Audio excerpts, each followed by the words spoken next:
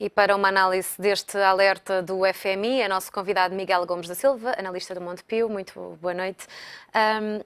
Acredita que este enquadramento orçamental tem mesmo de ser alterado, como alerta o Fundo Monetário Internacional? Aliás, esta ideia do FMI, expressada hoje neste relatório, vem um pouco também na linha daquilo que o Conselho de Finanças Públicas, há cerca de 2, 3 semanas atrás, tinha expressado também num documento. Ou seja, não é sustentável o volume de dívida que os países têm, nomeadamente Portugal, no longo prazo, com níveis de crescimento anémicos, como vivemos hoje em dia, com níveis de inflação muito baixos ou mesmo negativos.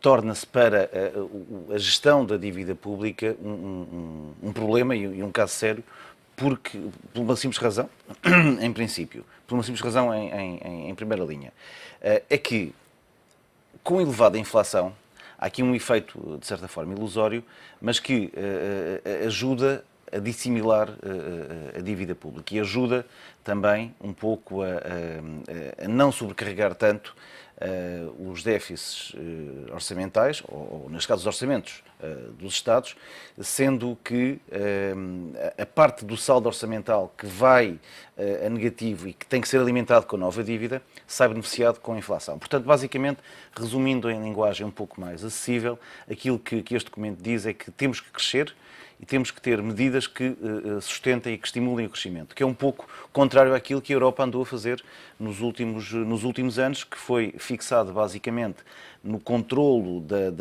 do déficit, portanto, não tanto olhando para a dívida também, sim, mas olhando para o déficit, sobretudo para o déficit primário, portanto, antes dos juros, e criando uma situação em que, com o estrangulamento das economias através do aumento de impostos, aumento colossal de impostos, como o autor deste relatório foi Ministro das Finanças em Portugal. Portanto, conhece bem a situação dos países periféricos e conhece bem a situação do que é ter economias sufocadas por aumentos de impostos e ter, simultaneamente, o crescimento a ter que ser o motor para ultrapassar este mesmo problema que gerou depois uma série de desemprego.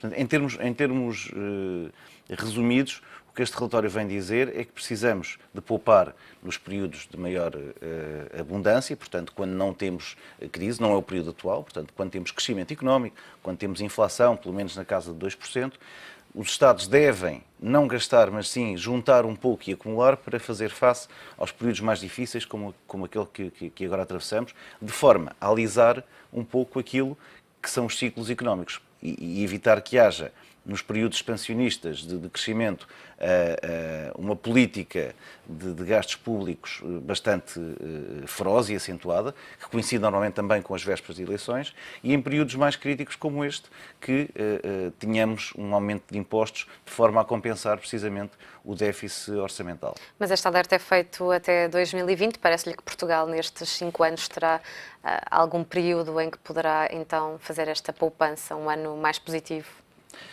Eu não creio que Portugal, nesta altura, esteja em condições, nem Portugal, nem Espanha, nem Itália. Não foram criados nos países as estruturas ou as infraestruturas de produção, produtivas suficientes para que possamos ter no nosso país aquilo que é o maior contributo para esta poupança ou para este aforro. Atualmente, e os números são do Banco de Portugal recentemente, aquilo que está a alimentar o crescimento económico em Portugal, acima de tudo, é o consumo privado. O consumo privado assente em crédito. Ou seja, nós vivemos ainda numa situação em que, e é um paradoxo, aquilo que nos conduziu a esta situação é o excesso de endividamento do país, público e privado, e estamos a tentar ultrapassar a situação em que nos encontramos com crédito. E é o consumo privado assente nesse crédito que está a fazer avançar o PIB.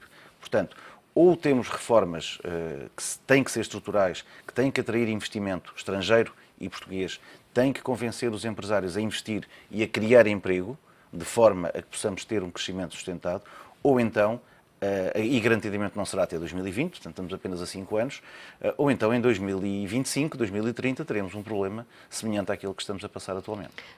Dentro do que está a ser feito no âmbito orçamental, não tem sido suficiente para esta redução sustentável da dívida? Para já é preciso perceber que Portugal tem um peso enorme com os juros. Portanto, cerca de 5% do PIB é gasto em juros da dívida pública. É cerca do dobro da Grécia, está ao nível das economias mais endividadas, grandes, portanto, não estamos a falar. Portanto, é para já aqui um grande fator penalizador e isto contribui para o déficit orçamental. O déficit primário, que é positivo, foi positivo já em 2014, vai ser positivo mais ainda em 2015. O déficit primário tem conseguido, de certa forma, algum conforto e trazer alguma esperança em termos da redução da dívida. No entanto, das duas uma, ou nós conseguimos renegociar com os nossos credores, nomeadamente com o FMI e com a União Europeia, uma redução do nível de juros, que é muito mais elevado do que aquilo que nós pagamos nos mercados, ou vamos ao mercado emitir para pagar a dívida que temos mais cara, que aconteceu também recentemente com os 6 mil milhões que começámos a devolver ao Fundo Monetário Internacional, porque realmente o sufoco que os portugueses têm no seu orçamento com os juros da dívida, 5% do PIB, torna um pouco difícil, não digo quase inviável, mas torna muito complicado nós conseguirmos poupar para fazer face a situações futuras. Portanto, uma das ideias que este relatório também deixa, e que era também uma bandeira que o Ministro Gaspar, na altura, queria implementar, é a baixa da TSU. Diz às tantas o FMI que, aproveitando esta redução no preço do petróleo e conseguindo aqui algumas poupanças por esta via, que os Estados devem aproveitar para tomar algumas medidas, nomeadamente, ele não fala na baixa da TSU, mas está praticamente implícito que no caso do português é isso.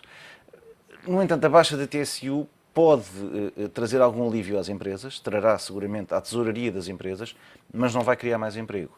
E o problema que atualmente nós nos deparamos, e se nós olharmos, por exemplo, para o gráfico do desemprego no Reino Unido, dos Estados Unidos, que começaram a fazer medidas mais cedo e trouxeram o desemprego para o nível dos 6% e nessa casa, na Europa e em Portugal em concreto estamos muito longe ainda destes níveis. E com desemprego elevado não há crescimento, não há equilíbrio nas finanças públicas, não há economia que consiga de forma sustentável crescer no futuro e ser competitiva. Falava há pouco de que as medidas deviam ser agora direcionadas para a inflação e para o crescimento económico. Falamos mais propriamente do quê? Que género de medidas deveriam ser agora introduzidas? Para já a inflação, temos o Banco Central Europeu com uma política monetária expansionista e um quantitative easing, ou seja, um despejar de dinheiro na economia, que tem trazido as taxas de juros para níveis mais baixos, não só as dos países, tentativamente tem trazido as taxas do crédito à economia para níveis mais baixos. Em Portugal está a ser ainda muito ténue este sinal, porque os bancos em Portugal, obviamente, fazem uma análise de risco e nós ainda temos empresas com risco elevado. Portanto, não estamos... O mecanismo de transmissão de política monetária, que é basicamente a passagem da taxa de juro baixa que os bancos financiam junto do BCE para as empresas, não está a funcionar ainda da forma que o Banco Central Europeu desejaria. A inflação é...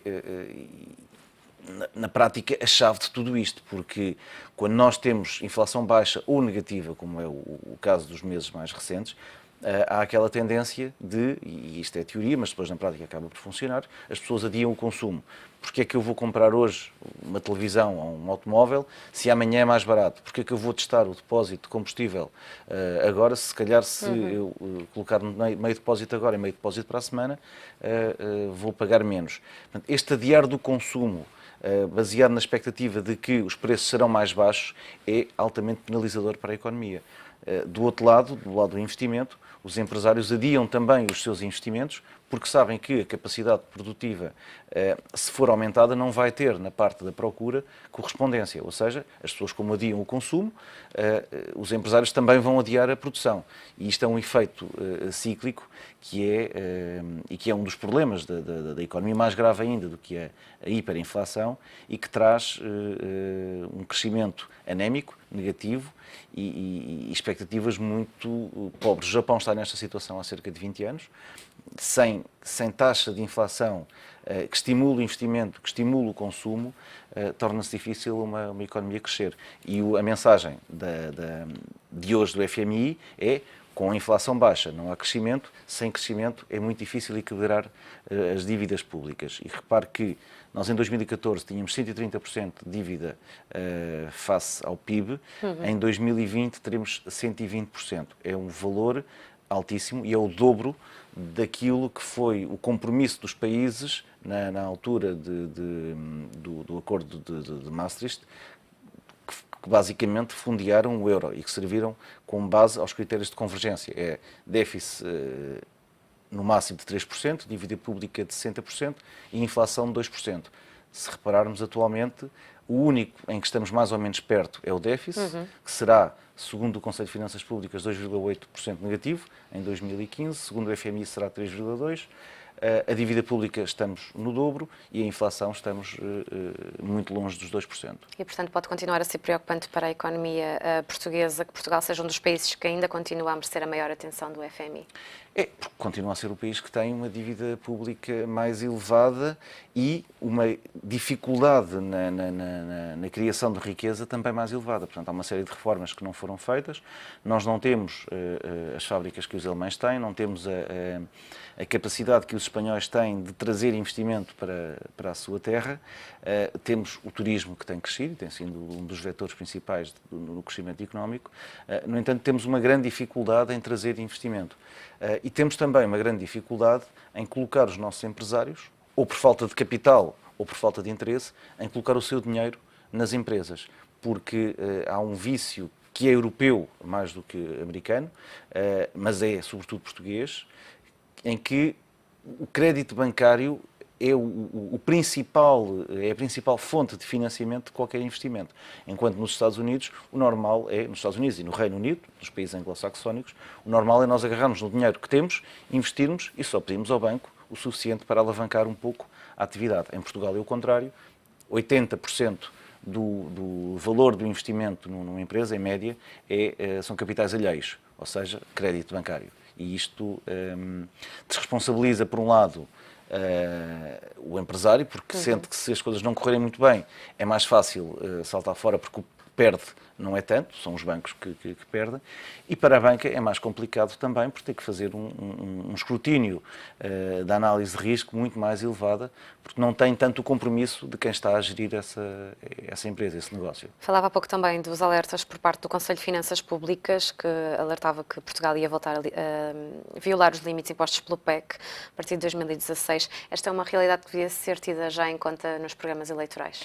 Eu acho que ela foi tida em conta hoje e a comunicação da Ministra das Finanças hoje acerca das medidas que vão ser tomadas, nomeadamente o corte de pensões adicionais em 2016, o prolongamento da TS...